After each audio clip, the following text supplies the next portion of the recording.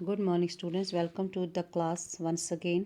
Today we are going to discuss the lesson part Tempest part second, written by William Shakespeare. इस second part को start करने से पहले part one को remind करते हैं कि एक आइसलैंड में प्रॉस्पेरस जो कि एक मैजिशियन था, उसकी बेटी मरिंडा और उनका एक नौकर कैलिबन रहते हैं। कैलिबन मछली ज़्यादा और इंसान कम लगता है। एरियल एक स्पिरिट जिसको अपने मैजिक पावर से प्रॉस्पेरस पाइन अप ट्री से आज़ाद करवाता है। एक दिन समुद्र में तूफ़ान आता है। मरिंडा अपने देखती है कि तूफ़ान में एक जहाज़ फंसा है और उसमें से लोग चिल्ला रहे हैं, बचने की कोशिश कर रहे हैं। वो अपने बाप से पूछती है कि अगर आपने इस मैजिक को इस तूफ़ान को अपने मैजिक से लाया है तो इसे प्लीज़ बंद कर दीजिए, क्योंकि प्रॉस्पेरस उनकी चीखें नहीं सुन पा रही होती है। तो प्रॉस्पेरस उसे कहते हैं कि ये तूफ़ान तो मैंने तेरे लिए उठाया है। प्रॉस्पेरस उसे फिर एक कहानी सुनाते हैं कि 12 साल पहले मैं मिलान का ड्यूक था। मैंने अपनी रियासत का सारा काम अपने भाई को दे दिया क्योंकि मुझे नॉलेज हासिल करनी थी। मेरे भाई के दिल में लालच आ गया और उसने मेरे दुश्मनों के साथ मिलके दुश्मनों को रिश्वत दे के उनके साथ मिलके मुझे एक टूटे फूटे जहाज़ में बैठाने की और मुझे मारने की कोशिश की। तो तब तो मैं बहुत छोटी थी।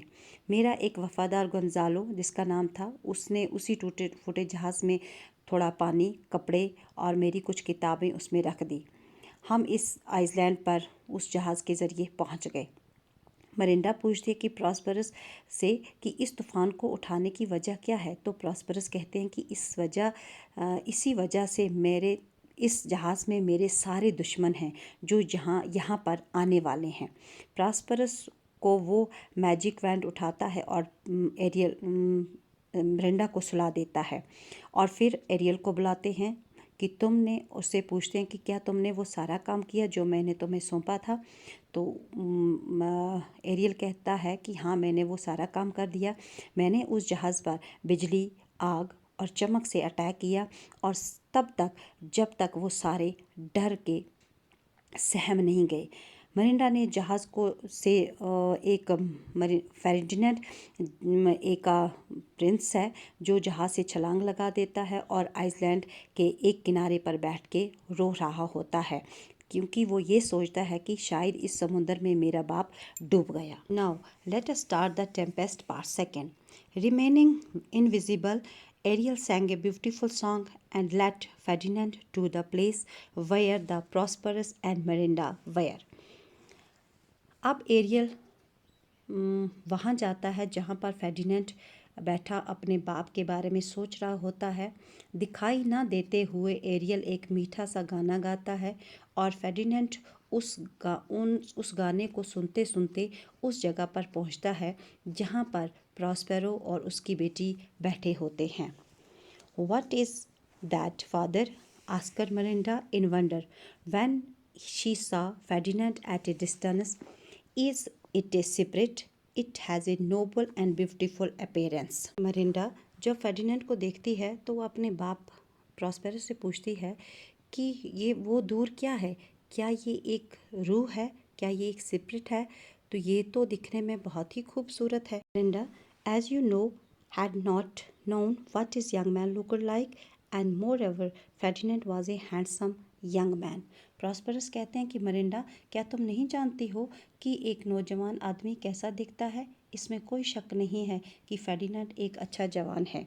Seeing Marinda, Ferdinand thought that she was the goddess of this island of wonder, where he had just heard Ariel's strange sounding song.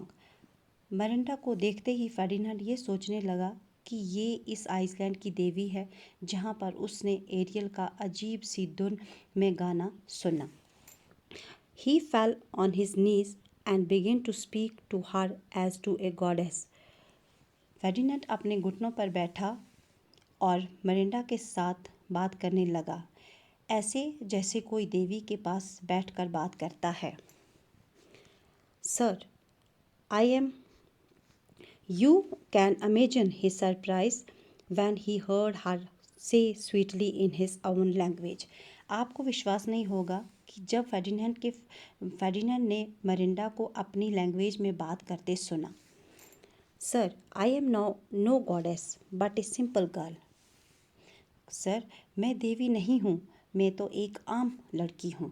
Prospero was happy to find that the two young people had fallen in love with each other at first sight. Prosperous बहुत खुश हो रहा था ये देखकर कि दो जवान लोग एक दूसरे को पहली नज़र में ही पसंद करने लगे हैं। But in order to test Ferdinand's love, Prospero pretended to think that the young man was a spy. मगर प्रॉस्पेरस चाहते थे कि वो फेर्डिनेंड को टेस्ट करे कि वो उसकी बेटी को चाहता है या कि वो ये दिखावा है या झूठ है। तो प्रॉस्पेरस ने ऐसा प्रिटेंड किया, ऐसा उसने जाहिर किया कि लगे कि फेर्डिनेंड उसका एनिमी है। Come along young man, he said रफली, you are a spy who has come to steal this land from me, you are now my prisoner. Prospero ने फेर्डिनेंड को रफली लैंग्वेज में कहा, तुम जासूस हो जो मेरे इस आइसलैंड को मुझसे छीनने आए हो, अब तुम मेरे कैदी हो। Ferdinand tried to resist and drew his sword. Ferdinand ने अपने आप को बचाने की कोशिश की और तलवार निकाल ली। But saving his wand, Prospero fixed him to the spot by the power of his magic. मगर प्रॉस्पेरो ने जादू की छड़ी घुमाई और फेर्डिनेंड को अपने जादू ताकत से वहीं पे फिक्स कर दिया, यानी वो हिल भी नहीं पाया। Mirinda hung upon her father and pleaded for Ferdinand. Mirinda अपने फादर के सामने हाथ जोड़ने लगी फेर्डिनेंड के लिए कि आप इसे छोड़ दीजिए। Please don't treat him like that, father. He cannot spy. He does not look like one. Ferdinand वो अपने बाप से कहने लगी कि आप इसके साथ ऐसा सलूक मत कीजिए, ये जासूस नहीं है, हम ऐसा नहीं लग रहा है। Silence, said Prosperous. Are you trying to teach me? Perhaps you think he is the most beautiful person on the earth because you have seen only Caliban and me? Prosperous ने कहा, चुप रहो, अब क्या तुम मुझे सिखाओगी कि मुझे क्या करना है? शायद तुम ये सोचती हो कि ये इस ज़मीन पर सबसे खूबसूरत आदमी है क्योंकि तुमने सिर्फ मुझे और सिर्फ कैलिबन को देखा है। Compare to Caliban he seems handsome enough, but compare to other man he is a Caliban. Caliban के अगर इसका मुकाबला करें तो ये काफ़ी हैंडसम है, मगर दूसरे इंसानों के साथ अगर इसका मुकाबला करें तो ये कैलिबन है। Then my desire are most humble, replied Marinda. I don't wish to see a handsome person. Mirinda जवाब देती है, मेरी ख्वाहिश अब किसी और हैंडसम आदमी को देखने की नहीं है। Come along, sir, Prospero said to Ferdinand, leading him away. Ferdinand could hardly resist the power of Prosperous magic, and he had to follow. मेरे साथ आओ, प्रॉस्पेरस ने फेर्डिनेंड को कहा और आगे चल पड़ा। प्रॉस्पेरो फेर्डिनेंड को अपनी जादुई शक्ति से ऐसा कर दिया था कि फेर्डिनेंड हिल भी नहीं पा रहा था। फेर्डिनेंड को जो कहता जा रहा वो करते जा रहा था। फेर्डिनेंड उसका कहना मानने को मजबूर हो जाता है।